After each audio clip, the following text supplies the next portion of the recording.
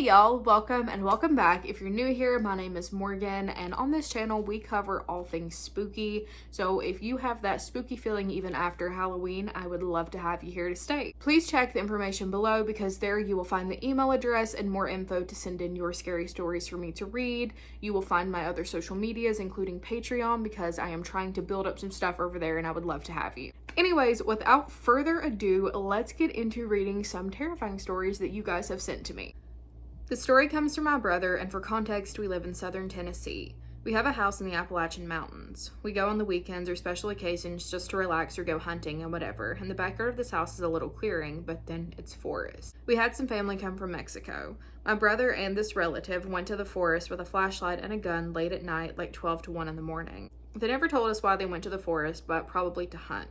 They were standing on an incline on the forest that goes down into a valley, and also they were surrounded by trees in this forest. The flashlight was on, and then this relative in the corner of his eyes saw something peeking over a tree, and it had pointy ears. He said it looked like an elf from the folklore from Mexico. These are demonic beings, and he was told that if he ever sees one, to not acknowledge it and get out of the area calmly like the rules of Appalachia. My brother thought it was a squirrel, so he tried to shoot it, but the gun jammed, and then the flashlight died, and they said it was fully charged. The gun never jammed. So this relative told my brother to get out of the forest, but he said it in a way that was calm, and they got out, and when they got back to the house, they told us what happened. At night, I couldn't sleep well because I felt watched. Ever since that day's passed, I've never seen anything creepy or unusual. I feel lucky for that because I would not know how to experience something like that. That thing's probably lost interest in us, but it's still very scary. Alright, next story. I have to admit that I'm always skeptical about anything related to the paranormal. I never believed in ghosts or supernatural events. However, after what I've experienced, my perspective has changed. A bit of background. 2 years ago, I moved into a flat with my boyfriend. The building isn't old. It was constructed in 2001. We knew the previous owners well. They were a couple who sold their flat after their children moved out. So to my knowledge, there's no eerie history attached to this place. Now on to the unsettling part though. I woke up to see an older woman standing beside my bed. I usually don't dream, so this was very unusual. Even after opening my eyes, she was still there, which paralyzed me with fear.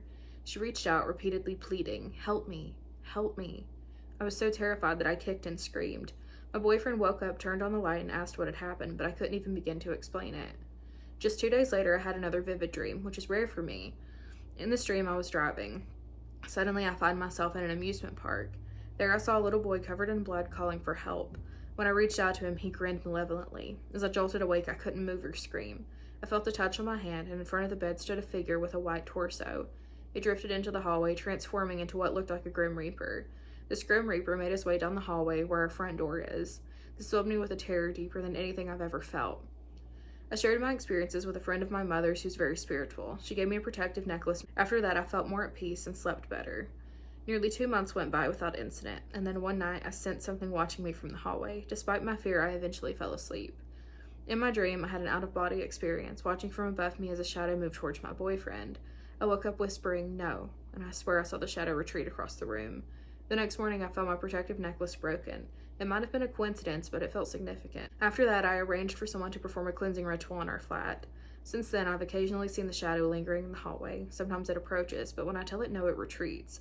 It never crosses the threshold into the bedroom anymore, and I haven't had any more nightmares. I'm curious to know what you think this could be. Any insight or advice you can offer would be greatly appreciated. Short add to my story, which I think is important. I adopted a dog that I found on the street. He's pure light and gives so much love. Since day one, he's been sleeping on the carpet next to my bed. Since then, the shadow disappeared. I'd like to know why this happened. So it sounds to me like that dog is a really good protector. Animals are really good for that, especially dogs and cats. So he's probably keeping you safe. That crystal was probably an amethyst. They are good for protection. I would also recommend getting some obsidian. Keep it around your neck. It's really good for protection as well. You could also put obsidian, like if you have a frame above your bedroom door, put it there. I would also recommend lining that area with black salt. You could do a cleansing on your apartment. You could do it yourself. Just get an incense or whatever you want to use, open a window, imagine all the bad energy leaving your house, say it out loud, hit all four corners of every room, and then shut that window, and then put up wards. You can do black salt across thresholds and things like that to keep things out. It does sound like you just have a routine haunting, but the fact that it's coming to you when you're vulnerable in your sleep, I don't really like that, so it doesn't need to be there. Things that come to you when you're most vulnerable like that could be either bad or good. There's really no in between, but the fact that you're feeling that much fear tells me it's not good. So yeah, I would get rid of it. All right, next story. I've experienced or heard numerous unexplained things in my life, so I just wanted to tell you about a few of them. I love your videos, especially when you tell other stories, so it's interesting to hear and comforting to know that we're not alone in the things we witness and that someone believes us. When I was a little girl, before I could even remember, my aunt told me about how I used to always play in the basement of the apartment that my parents were renting. She told me I would tell her about a little girl in the basement that was my friend and how I played with her along with being scared of the old man that hung around down there too. She told me one of my other aunts actually saw this old man when she was drinking once. She said he just gave her a mean look and shook his finger at her in a scolding way, seeming like he was mad, and it freaked her out. Of course, I don't remember any of this, but I thought it was fascinating. I was born and raised in South Dakota, where my tribe is from. We don't get as much hype as Appalachia, but anyone who knows a thing or two knows you don't want to be caught outside in the Badlands or on the reservation at night. Strange things are always heard and seen. When my mother was a kid growing up on the res, she told me about one night that she was walking home and saw a man with no face. He was as tall as a streetlight. Wanagi, they're called. Spirits. I think I said that right. If I didn't, please correct me. In my family, we don't shy away from things that others might consider to be not real or something to be ignored. I've always been able to feel or sense things we can't see or shifts in energy. Sometimes I know things before they happen. Ever since I was young, I would always spot dark shadows out of the corner of my eye, and when I look, it's gone. My uncle told me about shadow people and how he sees them too. Well, a long time ago, when I was around 18 and got my first place, my little brother was one of the people that lived with me. He told me about this night hike he went on with some friends. I can't remember where, but it was out in the hills, far from town and down roads with no streetlights. They could really only see the path with their phone flashlights and the moon. When they got to the top of the peak, there was a lookout cliff. Right before the edge of that cliff was a pentagram on the ground with a pile of stones in the middle. They didn't mess with it because their friend told them not to. It's pretty well known that some witches practice their craft out here in the hills, that if you ever stumble upon anything, don't touch it. But my brother took a video on his phone of the structure and the view looking out over the cliff of the vast darkness of the forest. In the video, you could hear him and his friends all talking and joking about just having a good time, and nothing really happened. When he got home, he showed me the video. While they were talking, you could hear in the distance of the cliff into the forest that there was screaming. A man was screaming somewhere out there. My brother was freaked out because there was no one there that they heard screaming at that point, but it was very clear in the video, and it was loud. I want to see the video. Another time I went out in the hills with my brothers, and we went to this place called the Rock Maze. It's across from the Steamboat Rock camping area. It's basically just a bunch of enormous boulders and rock faces in the ground that are split into places in such a way that it looks like a maze. You can walk through it, and in some spots it's really deep, like over your head deep. It's pretty cool. We were out there walking around, and as soon as we got there, I got this odd feeling, like we were being watched. The entire time we were there, I felt this. Neither of them felt it, so they didn't pay me any mind, but as I walked around and kept looking, I was on edge. I could not shake this feeling. Something was watching us. Looking into the woods, there was a bunch of piles of twigs and branches set up to look like a bonfire spot almost. Probably just the park services or some bored kids, but I thought it was weird.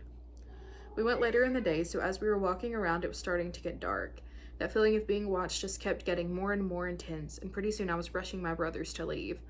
For some reason, I just knew that we could not stay there as it was getting dark, like we had to leave before it got dark. The urge to leave before the sun had totally set was so strong. I don't know what it could have been, but I'll never forget that feeling, and I haven't been back there since.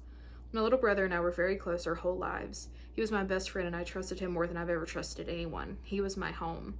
When he passed last January, it ended my world as I knew it.